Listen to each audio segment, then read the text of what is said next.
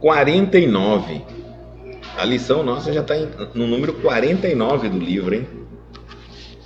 Velho argumento. É o título da lição.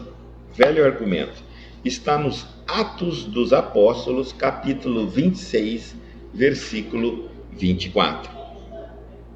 E, aduzindo ele isto em sua defesa, disse Festo em alta voz: está louco, Paulo? As muitas letras te fazem delirar. Vou ler e depois então a gente volta comentando.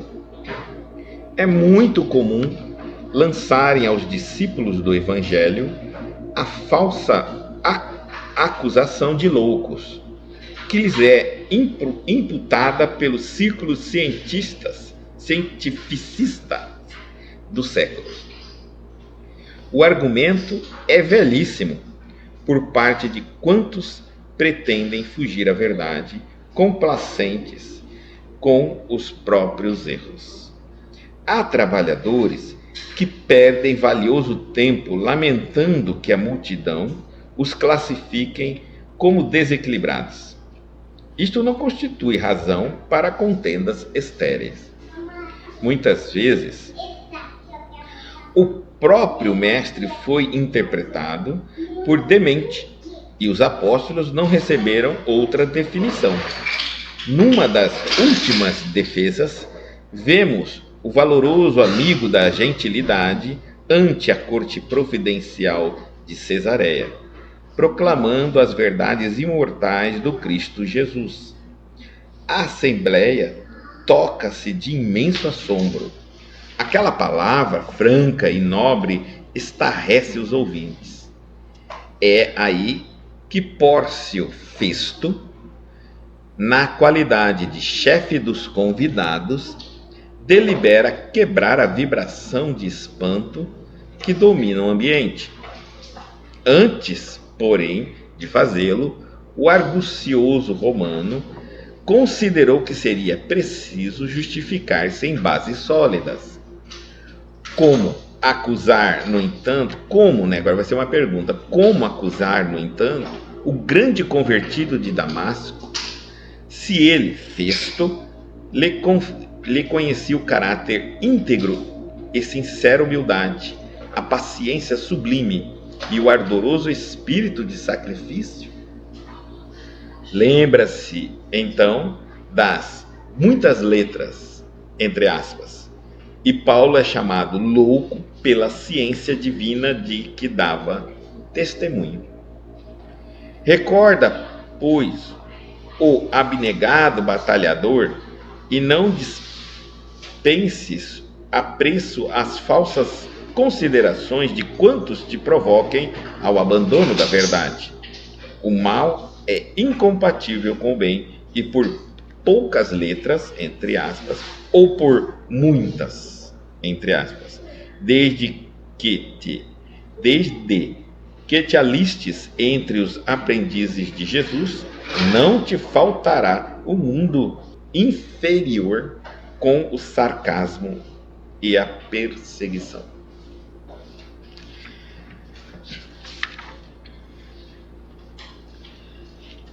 Aqui mostra, na lição anterior a gente viu a dificuldade de seguir o Cristo, tentando fazer oferendas, cerimônias, uma série de coisas para agradar o plano superior, ou a Jesus, a Deus. Agora nós estamos vendo como é difícil agradar o ser humano, o grupo onde nós nos encontramos, onde a gente trabalha, às vezes nossa família, né? Então vamos lá, velho argumento. Nós vamos agora ver como essas perseguições são muito antigas. Não é coisa nova, não. E ele diz assim, Festo está falando isso. E aduzindo ele isto em sua defesa, disse Festo em alta voz: está louco, Paulo, as muitas letras te fazem delirar.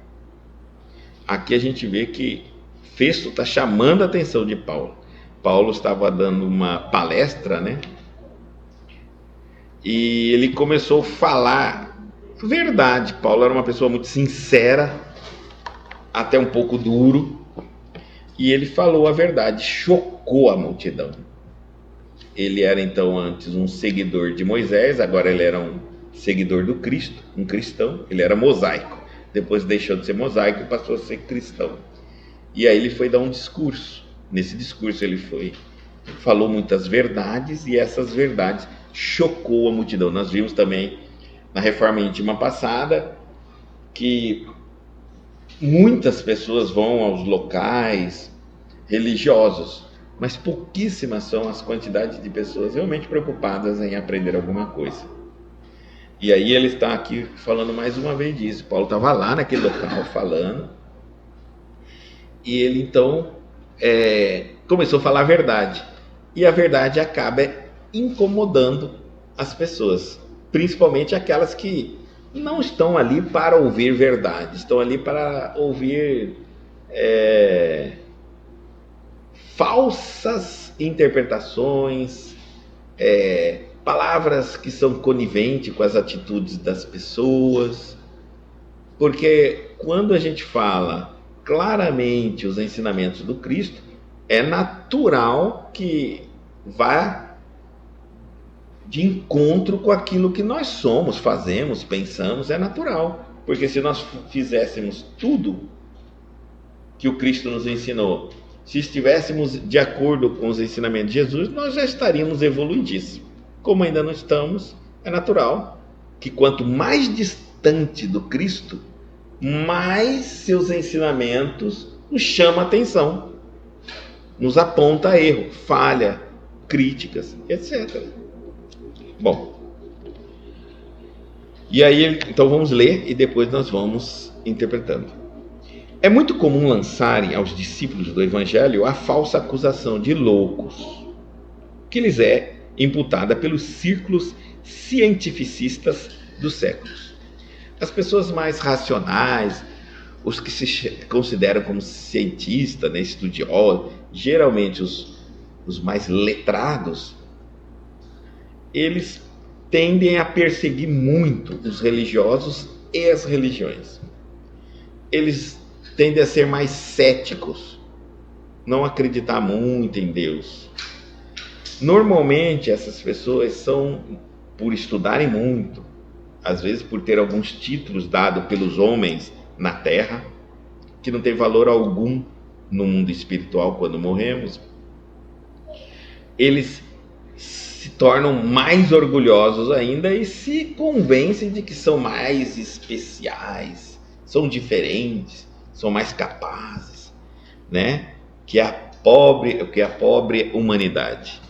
Esses homens, naturalmente, eles tendem a não aceitar muitos ensinamentos simples do Cristo. Eles não conseguem compreender que a simplicidade do Cristo é muito difícil de ser alcançada, já que eles conseguem entender a complexidade da ciência, da filosofia e tudo mais. Como é que eles não entendem a simplicidade do Cristo? Então eles ficam meio na rixa com a religião. E aí eles começam a dizer que a religião é uma teoria para dominar as massas, controlar as pessoas e tudo mais. Bom, é uma opinião de um grupo, que passa a acreditar que a coisa mais importante é aquilo que eles sabem. Como eles estudam as coisas materiais e as coisas do mundo, é natural que eles realmente não queiram se sentir ludibriados. Uma vez que morrerem, toda aquela ciência, todo aquele entendimento não serve para nada. Então fica difícil para um homem que gastou muito tempo lendo muitos livros escritos por homens aqui na Terra, pelas situações das coisas na Terra, e depois ganhou títulos por isso, e depois quando morre não tem valor algum, é meio difícil. Eu até entendo. O argumento é velhíssimo. Que argumento é esse? De chamar de louco, de falar que a pessoa está ficando doida. Todo cristão que começa a exercer, levar a sério o cristianismo na vida dele, fazer reforma íntima, já começa a ser é interessante, parece que acende uma luz que aonde quer que ele vá, no grupo de família, na festa, no trabalho, chama atenção para a crítica, para criticarem ele, ou de fanático, ou de será que tem nesse local que chama muita curiosidade, mas sempre para a crítica, né? Na verdade, eu falo que isso é porque é o sonho, a vontade de todos nós, o nosso sonho era seguir o Cristo, mas nem todos conseguem. Então, quando a gente vê alguém deliberadamente fazendo isso, estudando, seguindo, levando a sério a vida espiritual, o cristianismo, realmente a gente pensa, por que não consigo? Por que não eu? Por que eu não consigo? Né? Eu falo que se fosse ruim, não dava tanto ciúme, tanta inveja. Já viu alguém? É igual ganhar dinheiro. Quando a gente vê uma pessoa ganhando muito dinheiro, você fala, mas por que não sou eu? E todo mundo quer. E quem ganha é mal visto. Religião é a mesma coisa. Quando alguém pega afinco mesmo, por que não eu? Todo mundo fica invejado. Natural. Ele está dizendo assim, ó, o argumento é velhíssimo, está falando aqui, ó, por parte de quantos pretendem fugir à verdade, complacente com os próprios erros. Veja, quando eu quero fugir à verdade, quando eu ainda quero alimentar, justificar, defender os meus erros, seja no comportamento, pensamento, sentimento, é natural que eu ainda não aceite o Cristo, porque ele entra para chamar a atenção e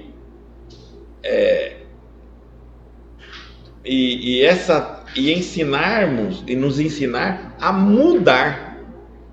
Então, como eu não estou ainda aberto a essa mudança, ainda prefiro os maus hábitos, os falhos pensamentos, então eu fico meio, eu sei que o Cristo está lá, mas eu estou aqui, deixa eu na minha, né? Eu não quero me tornar cristão ainda. Eu posso dizer simplesmente que sou um cristão, mas não quero tornar ainda. Aí ele diz assim, ó, continuando, há trabalhadores que perdem, aqueles que começam a caminhada da reforma íntima, aqueles que começam a estudar o cristianismo, a frequentar os estudos, se aprimorar no conhecimento, né? Então há trabalhadores que perdem valioso tempo lamentando que a multidão os classifiquem como desequilibrados. Isto não constitui razão para contendas estéreis. Olha, é natural. Existem muitos trabalhadores que abandonam a seara, o trabalho, porque o grupo, ou a família, ou o local de trabalho, ou as pessoas da própria religião, do grupo religioso que ela está, começam a criar contenda da seriedade que ela está levando à religião. Você pensa que não? Às vezes eu sou uma pessoa religiosa e estou no meu local de trabalho e eu não aceito algumas atitudes, propina, fazer coisas erradas, mentir para defender bandidos, ladrões. Eu não aceito, eu sou um cristão. Eu quero dormir com a cabeça tranquila. Então, é um momento onde eu não sou bem visto no meu local de trabalho. E aí, dependendo no setor, que tipo de trabalho eu faço, é pior ainda. Porque sobrevive naquele setor, naquele trabalho, os que mentem, os que defendem a mentira, os que defendem o roubo, a trapaça, a enganação, né? Enfim. Na família também tem. Não é fácil não, tem aqueles que, nossa, a gente incomoda demais. Você pensa assim, não existe. Quem vai se incomodar com uma pessoa que vai na religião, que estuda na religião? Tem. Porque não é só a pessoa não é só os nossos familiares que se incomodam conosco. Os obsessores se incomodam com alguém da família puxar o caminho nessa direção. E então ficam martelando na cabeça dos familiares para perseguir e tentar de alguma forma abafar, desanimar o intento daquele familiar. Porque quando começa a caminhada, é mais ou menos assim, uma casa está toda fechada, sem luz, vem um e abre uma janela, já começou a entrar luz. Já começou a incomodar. Aquele cômodo onde ninguém fazia nada para sair do lugar, cheio de lodo ali, estava todo mundo bem, veio um e abre a luz, pronto, agora vai ter que limpar, e aí começa a movimentar a casa, vai ter corrente de ar. Então, pronto, a família já não é a mesma quando busca o Cristo. Tá? Não é que essa pessoa buscando o Cristo vai transformar toda a família, não vai, ninguém carrega ninguém para o céu, né?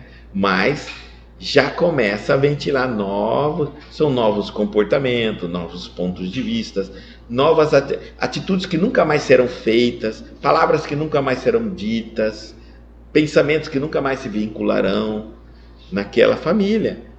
Então os obsessores se sentem incomodados, querem fechar a janela que começou a abrir, e mais, né?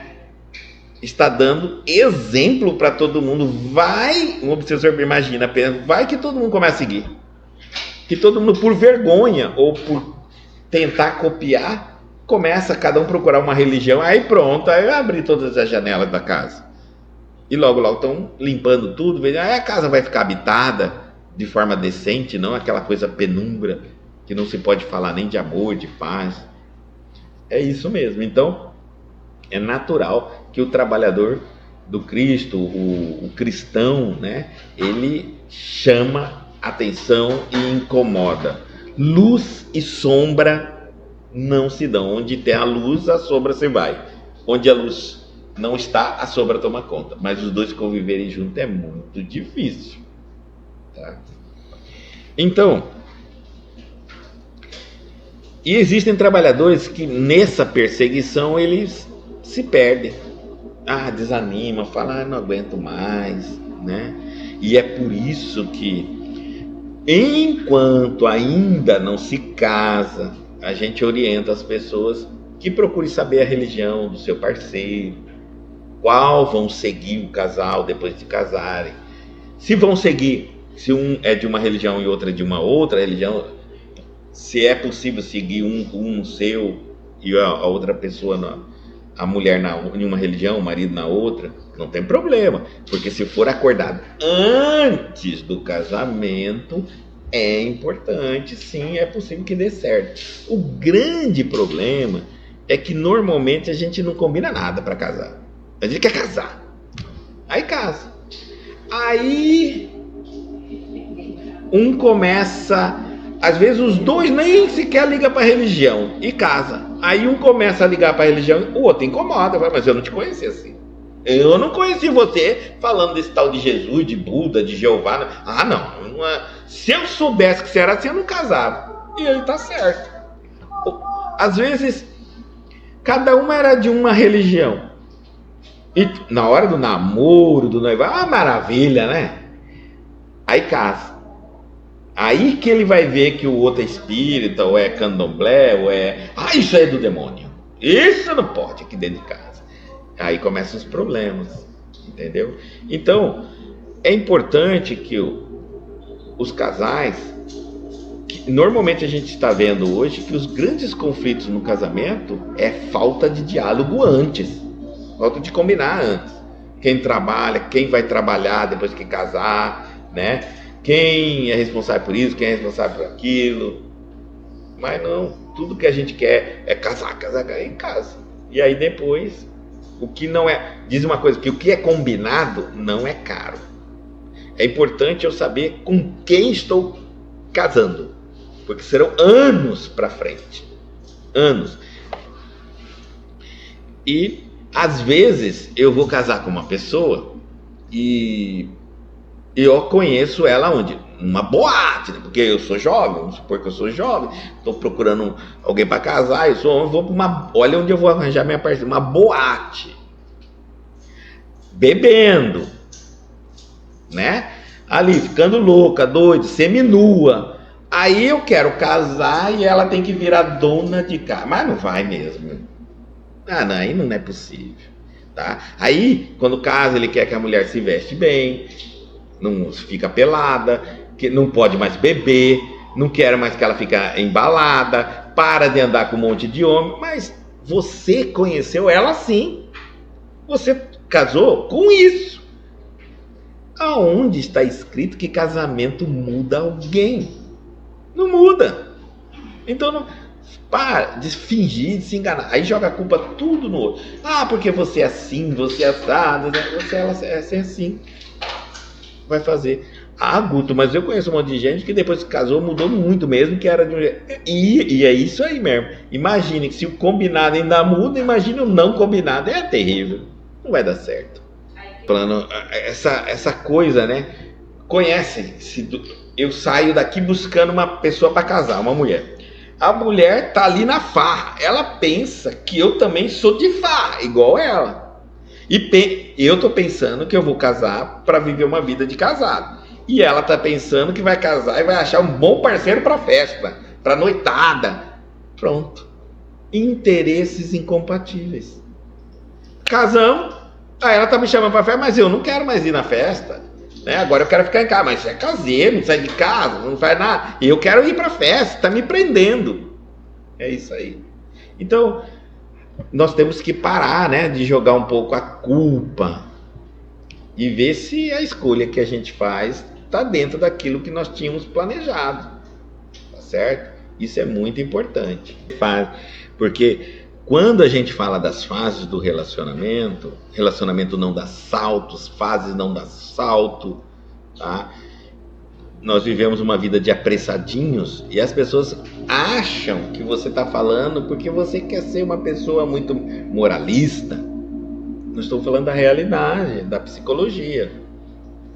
Então, eu não vivo a fase do namoro, eu não vivo a fase do noivado. Como é que eu vou dar certo no casamento? Vai ser difícil, tá bom? Vai ser muito difícil. Outros já exageram. Porque nós temos um tempo para namorar. Máximo 2 anos. No máximo. Gente, não adianta enrolar. Depois de 2 anos, você já amadureceu. Os dois, o casal amadurece um com o outro. Já começou a entender o jogo um do outro. Então não adianta fingir que aquele namoro vai continuar. Não vai, já mudou. Tá? Aquela paciência já está acabando.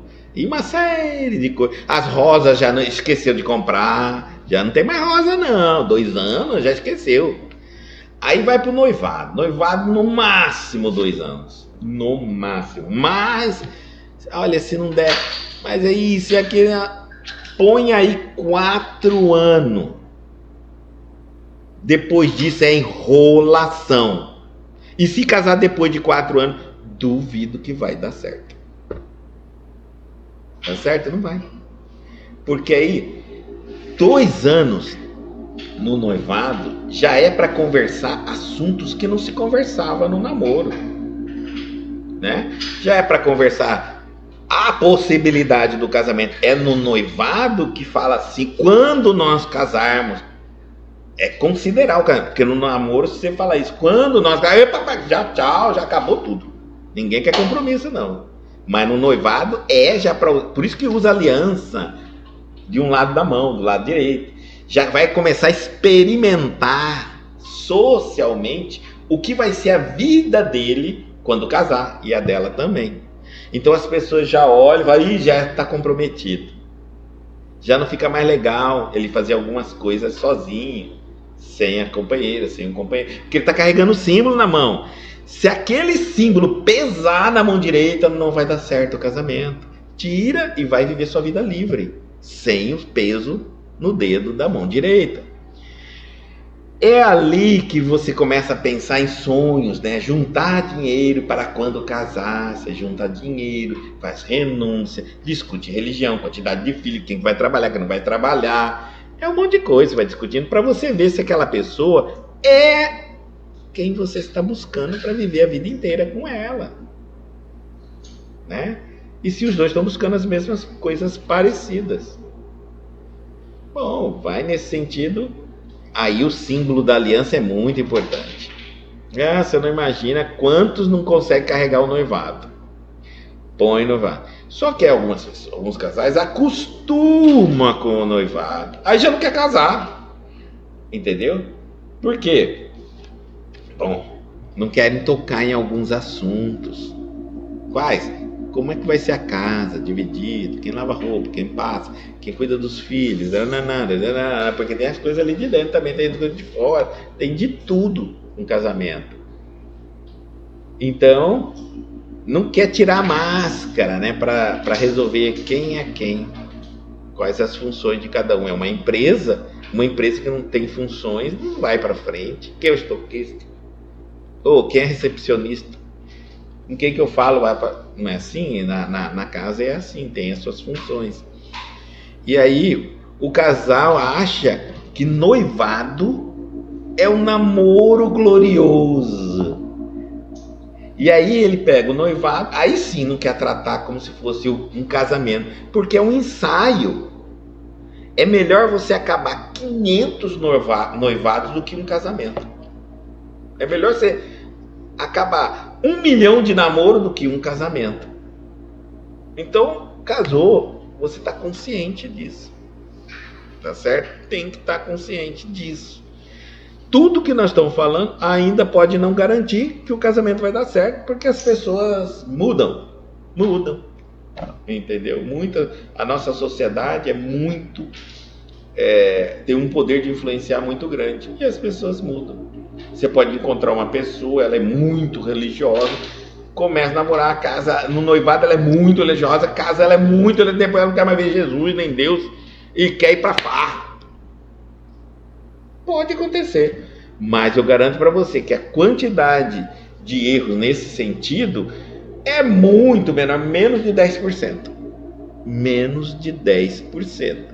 E do jeito que nós estamos fazendo, não vai dar certo. Aí o que acontece? Na fase do namoro, que era para durar no máximo 4 anos, aí como é 4, 5, 6, 7, 10 anos eu estou noivado. Aí eu quero casar, não vai dar certo. Sabe por quê? Tudo de podre já apareceu. Todos os problemas que a pessoa tem, psicológico, mania, tudo já apareceu. É o caminhão passando na ponte onde só passava carro. Vai arriar aquela ponte, não aguenta.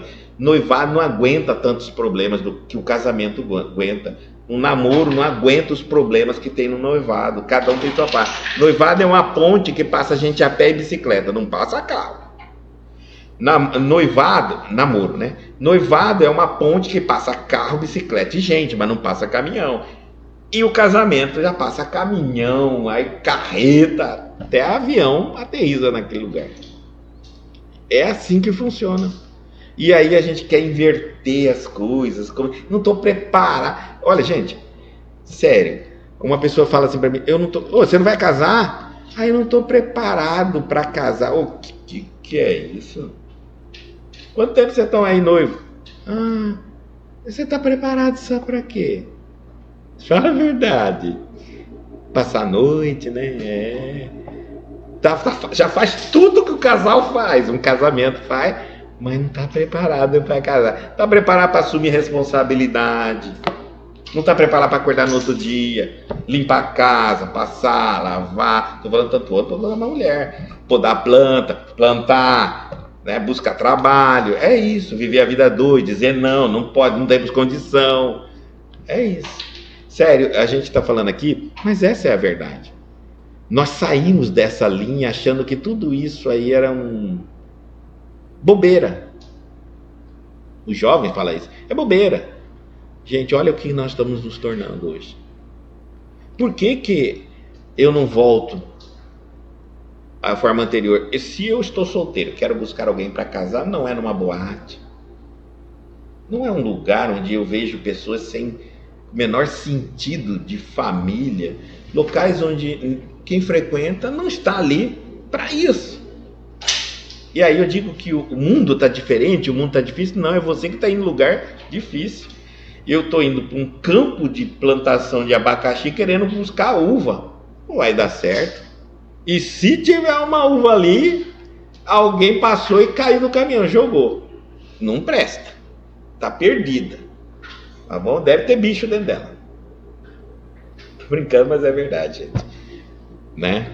Pensem sobre isso. Tem uma palestra sobre relacionamento que fala muito sobre o relacionamento e o que hoje nós estamos cada vez vendo mais. Namoros que nunca vão para noivados e já está morando junto. Namoro que mora junto. Outros é noivado que nunca vai para casamento. E casamento que nunca sai do namoro e nem do noivado. Casa, realmente, vão morar junto. Não, casa e cada um vai morar numa casa. Nós estamos vendo isso aí. Tem artista, fulano casado com Beltrano, cada um vai visitar o outro. Porque agora eles vivem com um namoro. Porque convivência dá problema. Se o namoro... Aí a convivência, você tem que estar preparado para... Sabe aquela pessoa que você não aguenta no final de semana? Você dá uma fugidinha quando é namoro? É essa que você vai casar, se você casar com ela. Você vai ver sábado, domingo, feriado, sábado, domingo, feriado. Trabalhadores abandonam, não aguentam. Nós paramos aqui. As perseguições, as chacotas, os deboches. Aquelas coisinhas que nos irritam. Só a gente pega um livro para vir para cá, alguém já começa a perseguição. É terrível para tirar a gente da sintonia do bem, do amor e da paz, né? Religião só faz bem a quem tem, não faz bem para os outros. É importante você entender isso. Quando alguém fala assim, e você já vai? Não, eu vou. E eu entendo que pode te irritar, porque o que eu vou fazer só faz bem para mim. É como se você irritasse de eu tomar o meu remédio. Infelizmente eu não posso dividir a paz, a tranquilidade que eu tenho com você. Mas, se o dia que você quiser tomar, toma também. Muitas vezes, continuando, muitas vezes o próprio mestre foi interpretado por demente. E os apóstolos não receberam outra definição. Não receberam outra definição, não. Todos eles foram considerados dementes. Então, entrar no cristianismo e achar que vai ser bem visto, bem quisto, amado, não é assim, não. Numa das últimas defesas, vemos o valoroso amigo da gentilidade ante a corte provincial de Cesareia, proclamando as verdades imortais de Jesus Cristo. Ele estava ensinando a corte. E aí a assembleia toca-se de imenso assombro. Vixe, você vem aqui falar essas verdades para nós. Você imagina, né? Você vai num local totalmente corrompido, moralmente, extremamente materializado. E aí você vai falar das verdades do Cristo. Ah, pelo amor... É como se você estivesse ofendendo todo mundo quando expulsado de lá. Imagina você chegar no tribunal, no STF, falar da verdade, de amor do Cristo, aí todo mundo mata você lá. Não dá. Tô brincando aqui, mas é mais ou menos assim. Então, você vai chegar a um lugar totalmente corrompido, fala a verdade. E Paulo tinha essa coragem, era um cristão daquela época, uma coragem de fazer isso, porque ele poderia ser morto.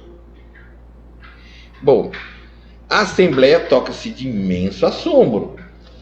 Aquela palavra franca, verdadeira, real, racionalmente real e nobre, estarrece os ouvidos. Doeu, muita gente se sentiu incomodado.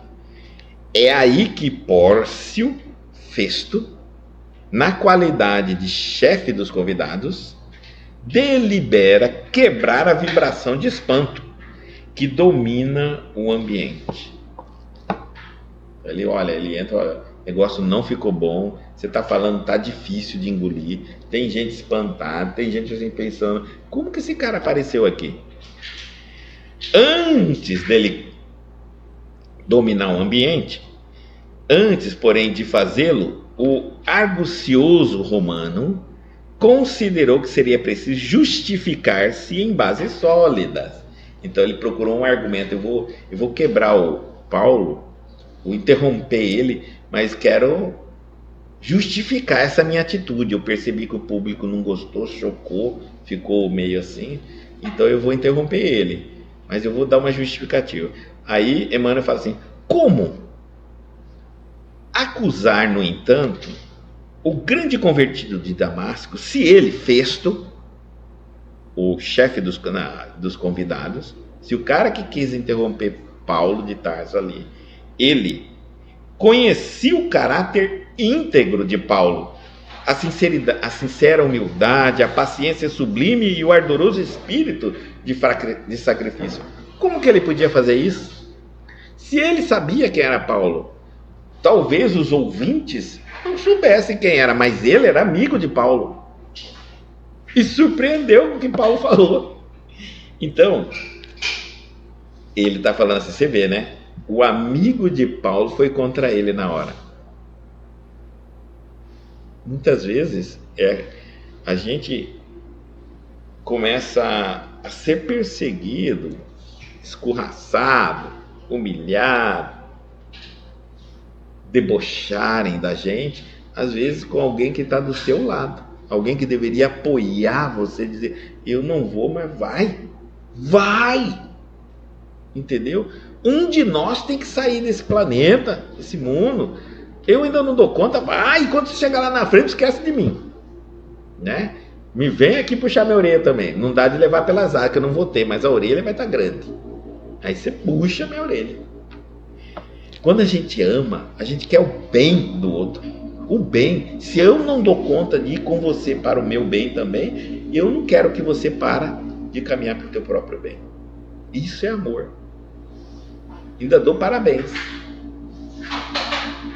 Então, aí Emmanuel assume de novo a palavra e diz assim: lembra-se então das muitas letras que o Festo acusou Paulo. Você está estudando demais, você é um cara letrado. Paulo era um cara conhecedor, culto naquela época. Ele conseguia falar, e não só culto de cultura do conhecimento religioso da época, como ele era também poliglota, ele falava várias línguas. Ele era realmente uma pessoa capaz de dar uma palestra e convencer muitas pessoas. Então, Festo fala assim: lembra-se então das muitas letras? E Paulo é chamado louco pela ciência divina de que dava testemunho. Ou seja, ele foi considerado louco porque ele falava do Cristo, da ciência divina. Ele estava dando testemunho daquilo que ele aprendeu sobre o Cristo. E por isso ele foi chamado de louco. Eu acredito que Festo não imaginava que ele fosse dar um discurso desse. E como ele era muito respeitado por os discursos brilhantes que ele dava sobre o mosaísmo, ele falou: agora o homem acordou, está melhor, vai vir aí, vai falar pra gente. Voltou o Paulo, o Saulo, né? Na verdade, era o Paulo.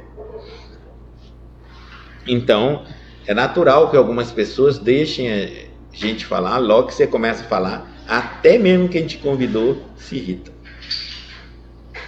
E aí vem uma coisa muito importante: o cristão, ele não tem que agradar pessoas, ele tem que agradar sua consciência, ele tem que ser fiel à sua consciência, aos ensinamentos de Jesus. Então, se você estiver num lugar onde pedem para você dar sua opinião, pedem para você ensinar, e neste local a prática é errada, você vai ter que falar. Mas Guto, se eu falar, então é melhor tentar se eximir dizendo assim: é melhor eu não falar, eu posso ofender, magoar, chatear.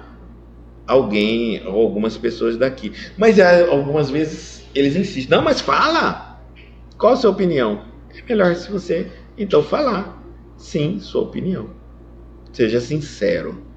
Mesmo que as pessoas... Sincero não é ofender. Sincero não é falar bravo, com ira, com raiva, com deboche. Não, seja sincero. Fala a verdade. Tente colocar de uma maneira mais simples, mais sem tanta carga de julgamento e até mesmo emoção.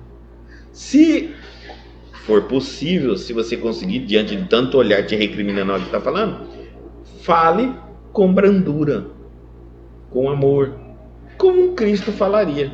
E já nos falou no passado, para tanta humanidade terrível que nós somos. E pronto. Lógico que quando a pessoa se sente ofendida, ela se sente ofendida, não importa. Mas deixa, não é possível. Jesus escolheu 12 apóstolos, não agradou os 12. Nós não vamos agradar todo mundo. Mas pelo menos a nossa consciência está tranquila. Não ensine errado. E não seja conivente com o erro dos outros. Você não precisa impedir, chamar atenção a todo momento, cobrar e brigar a toda hora, porque aí você fica chato. Mas não participe do erro alheio. Não concordo com a sua forma de agir. Então, eu não quero te auxiliar em nada. A não ser que eu possa te auxiliar a te ensinar a fazer de maneira diferente. Então, me ajuda a ensinar. Continuando. Acorda, pois, o abnegado batalhador, e não dispenses a preços as falsas considerações de quantos te provoquem ao abandono da verdade. Existem muitas falsas considerações da parte daqueles que querem que você abandone a verdade.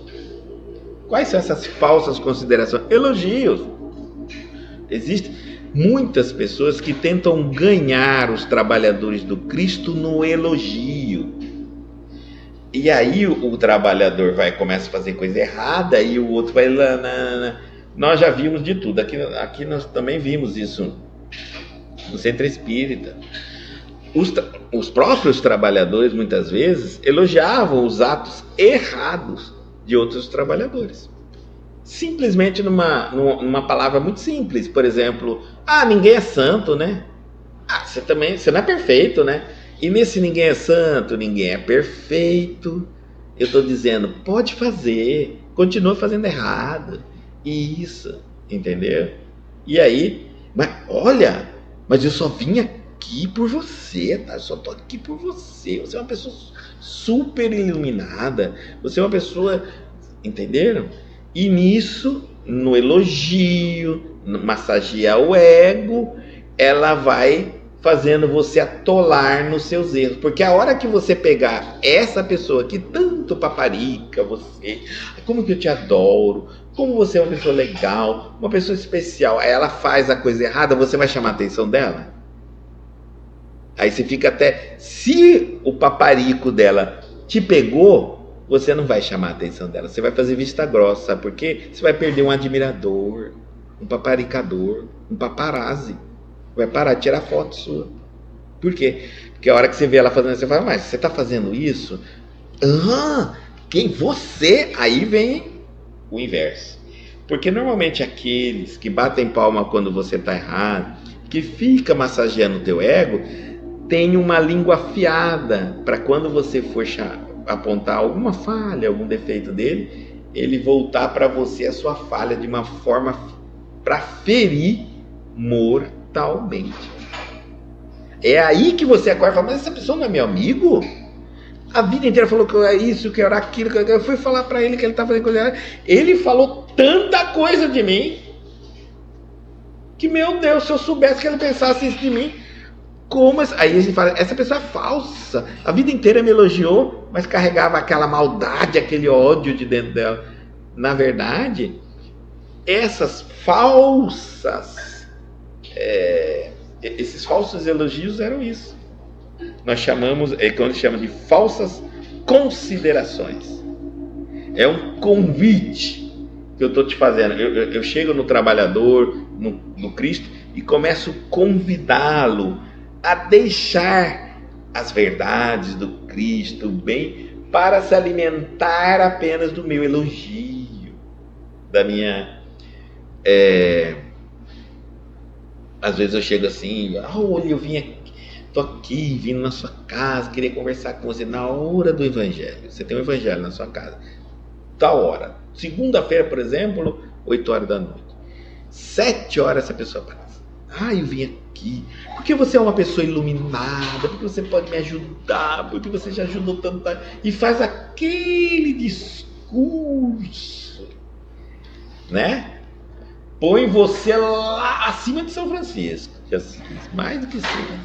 Chega até a falar assim, que quando você morrer, nosso lar é pouco para você. Aí já tá 8 horas, ela vai começar a falar. O que essa pessoa está falando? Tirando. Se você é pego nisso, você vai deixar o seu evangelho sem fazer. Porque você não vai falar para ela assim, obrigado pelo elogio, só que você chegou na hora errada, a hora do meu evangelho. Eu posso te convidar para você fazer o evangelho junto comigo, mas eu não posso agora parar para te ouvir, porque senão eu deixo de fazer meu evangelho. Aí eu deixo uma obrigação, e aí isso não vai dar certo, né? Então, tomem cuidado com as armadilhas pelo elogios descabido. Jesus era Senhor nisso. Bom mestre, bom só o Pai. Ele responde, mestre. Temos que saber o nosso lugar, porque se nós soubermos o nosso lugar, ninguém nos coloca em um lugar que não nos pertence. Tá? Então, santificou você? Não sou santo. Eu sei qual é o meu lugar. Tomem muito cuidado, todo cristão sofre isso. E muitas vezes são os que mais nos elogiam antes que estão fazendo articulando para nos tirar do caminho. Tomem muito cuidado. Às vezes a gente fica sabendo mais o que passa na cabeça da pessoa que tanto nos elogia, às vezes, é quando você fala não, ainda não, agora não. Aí vem aquele bafafá de acusa, fala, aí você fala, essa é a verdadeira pessoa. Continuando, o mal é incompatível com o bem, não dá para acender 2 velas, uma para Deus e outra para o diabo. E por poucas palavras, ou muitas palavras, digamos assim, desde que te alistes entre os aprendizes de Jesus, não te faltará um mundo inferior com o sarcasmo e a perseguição. Não importa se você fala pouco, se você fala muito. Porque o seguidor do Cristo, ele incomoda até com o exemplo. Às vezes ele não fala nada. Você tem um grupo, você está no seu local de trabalho. Só por você não ter atitude imoral, incomoda. Não é que você brigou com ninguém, não é que você chamou a atenção de alguém, não é que você falou mal de ninguém, nada. Você é uma pessoa legal com todo mundo, até... aí tá aí, ó. Até você incomoda até de você ser uma pessoa legal. Alguém pede ajuda, você ajuda. Você é uma pessoa paciencioso, você ensina, incomoda. Então, porque não é o que você faz, é como você vive uma vida que incomoda muitas pessoas. Isso é natural, tá? Não fique com medo de falar, ele está fazendo bem claro, por isso que ele falou assim, o mal é incompatível com o bem, e por poucas palavras, ou por muitas, ou seja, não fica com medo de falar. Não importa se você vai falar pouco, porque está com medo, ou vai falar muito. Se é verdade, fala. Agora, se é muita verdade, fala muito. Se tem muito pouco para falar, fala pouco. Fale o que é necessário. É isso que ele está falando. Mas não tenha medo de falar, porque você, se está listado, se já assinou a lista dos servidores do Cristo, meu filho, você vai ser perseguido por falar pouco, por falar muito, e até por não falar, mas vai ser perseguido. Porque a ideia das sombras é tirar você da lista de servidor do Cristo, da lista dos que fazem reforma íntima, da lista dos que querem um mundo melhor, da lista dos que querem se auto-aprimorar, evoluir como espírito para alcançarmos, para chegarmos mais próximo do nosso Criador. É isso, velho argumento. Então esse é um velho argumento. Não fique preso quando alguém começar a te perseguir porque você está indo em busca de uma religião. Não fique preso e não desanime. Isso é normal, tá? Todo mundo passa por isso. Você não imagina, eu, por exemplo, também, quanto não passa. E há anos, mais de 30 anos. Ainda passa. É normal. E é isso que faz você medir se está no caminho certo. Como é que você mede a qualidade de uma luz? Quando você aponta para a escuridão. Se iluminar, e quanto mais iluminar, melhor. Se você aponta uma luz para a escuridão e não ilumina nada, não presta. É isso aí mesmo. Então, quanto mais a luz incomodar a escuridão, quanto mais ela iluminar a escuridão, melhor. Não tem jeito, é assim mesmo.